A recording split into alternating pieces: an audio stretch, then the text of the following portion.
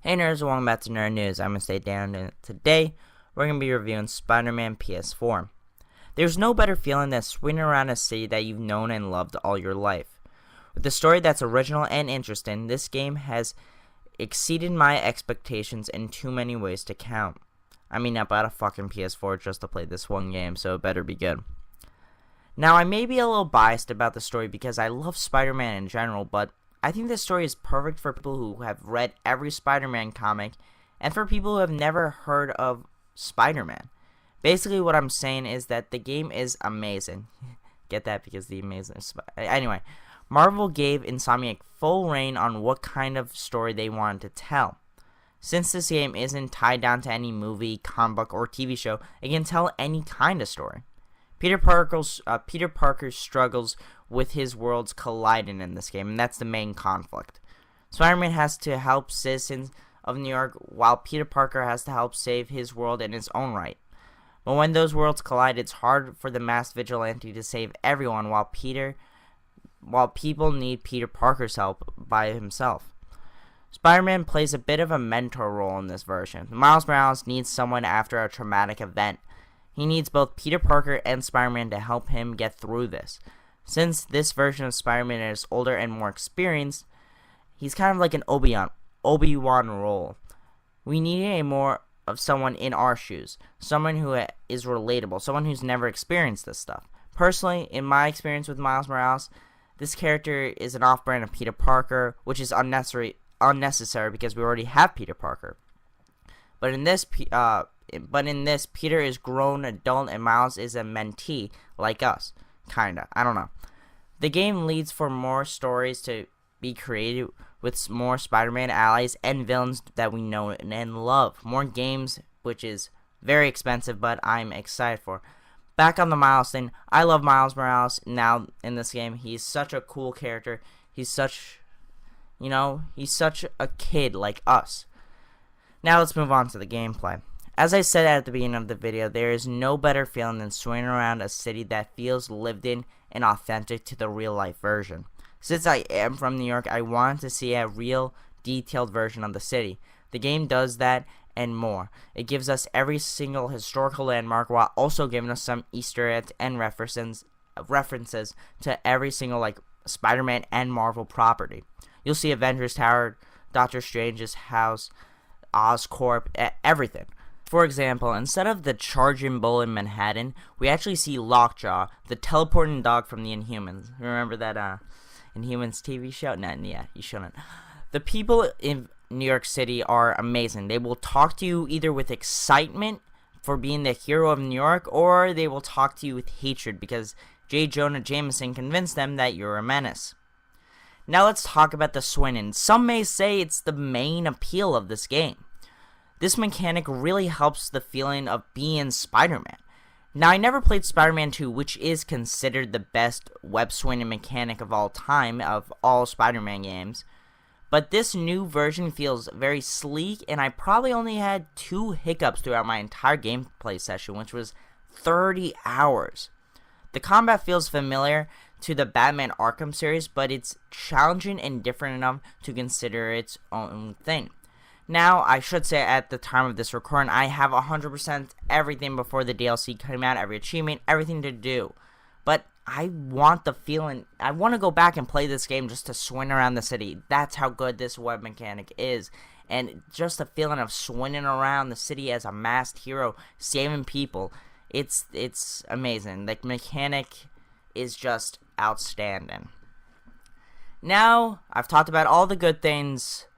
Everything, all the good things. Now, they're really good things. But now let's move on to the bad things. But it's a very short list, so shouldn't really take too long. First bad thing, research stations. Yeah, the research stations are kind of boring and similar.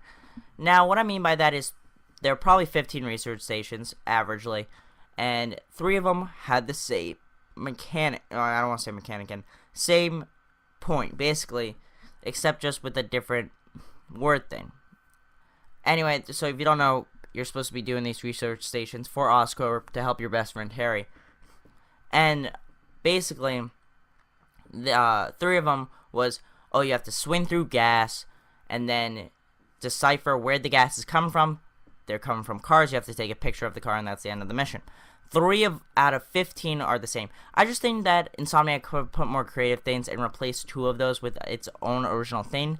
But that's the only bad thing about it. But they're also just really boring, and I wish there was a little more fighting in them, a little more action besides swinging and puzzle solving. Those are cool, but I wish I just had a little more action.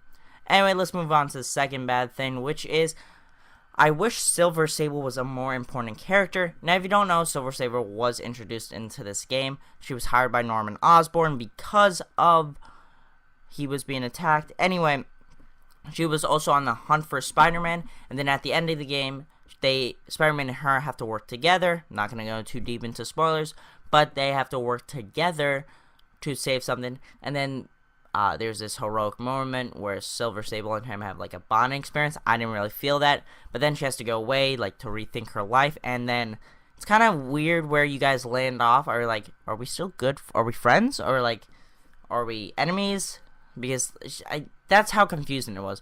I just wish I was excited for this game to see Silver Sable because I don't know a lot about her. I like to learn new things about new and different characters I haven't really know a lot about. I probably only read 1 comic of her. But I think she's going to be into more DLC. I don't know, but I wish we saw a little bit more of her in the main campaign. And the last thing is, I wish more supervillains made an appearance in the side quests. Now, this might be that, hey, I just want more side quests, because I like the side quests. They were very good and well done, and, you know, you get to swing around and help the citizens of New York, and with very interesting stories, but probably only 2 of the side quests had had named supervillains, Screwball and Tombstone. Those were only 2. Well, then Tombstone did get 3 side missions, but I just wish there were maybe more side missions.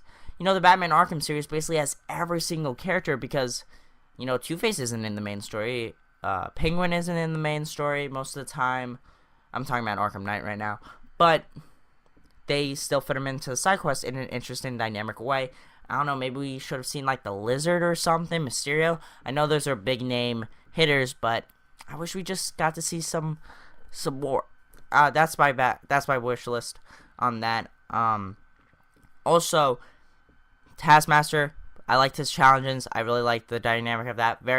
Felt like Deathstroke from basically the Arkham series. I hate comparing this to that because it's so good, and I wanted to consider its own thing, but they are very similar. Also, Black Cat, very good. We didn't get a boss battle at the end of that because we just found cat trophies and we got a new suit, and that was it. I know she's more prominent in the DLC, but I just wish we got a little more. That's my only problem with that is. Anyway, this game has so much and is so good in so many rights, but it falls a little short in some others. So I do have to give it a 9.2. This game is amazing and spectacular and ultimate. If you didn't understand those references, I don't know what I'm doing with my life. Anyway, that's my review. Remember to comment down below your thoughts on the game. If you did play it, remember to like, share, and subscribe. This is Nerd News. Sign off.